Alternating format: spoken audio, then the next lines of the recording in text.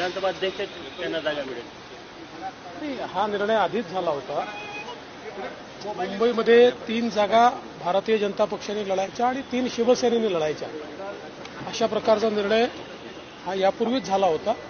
सुरुवातीच्या काळात आम्ही ती लढावी असं आमच्या मनामध्ये होतं, त्यामुळे काही आमचे लोक तयारी देखील करत होते. पण मला असं वाटतं जवळपास 15-20-25 दिवसापूर्वीच हा निर्णय झालेला आहे. उद्धव ठाकरेंनी तुमच्यावर टीका केली सभेतून. त्यांची निराशा, त्यांची हताशा आणि नसलेले मुद्दे यामुळे ते अशा प्रकारे बोलतायत. मी तर नागपुरी आहे, मला त्यांच्यापेक्षा खाली जाऊन बोलता येतं, पण मला ते शोभत नाही. कारण जे मॅच्युअर्ड राजकारणी असतात त्यांनी असं बोलायचं नसतं.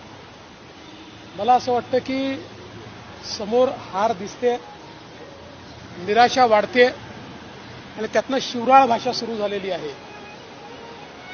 किती शिवराळ भाषा वापरली तरी जनता त्यांना मतदान करणार नाही, जनता त्यांच्याजवळ जाणार नाही. बाळासाहेब ठाकरे सर्वात जास्त त्रास जो आहे तो उद्धव ठाकरेंनी दिला असं स्वतः हे नारायण राणे म्हणाले. नारायण राणे जास्त जवळ होते त्या काळात, तर आम्ही काही तिथे नव्हतो.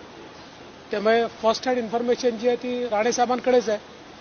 राणेसाहेब जर म्हणाले असतील तर त्यांना आलेला अनुभव आणि त्यांच्याकडे असलेली माहिती याच्यावर बोलली. काल पंतप्रधान नरेंद्र मोदी तुमची स्तुती केली. 5 वर्षाचा तुमचा कार्यकाळ होता, तो डागमुक्त राहिला, अशा प्रकारे त्यांनी तुमच्या कार्यकालाचा उल्लेख केला.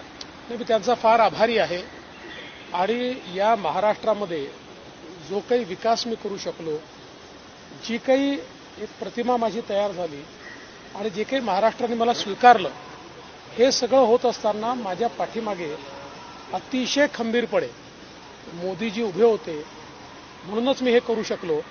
त्यामुळे मी निश्चितपणे त्यांचा आभारी आहे. नाना पटोलेंनी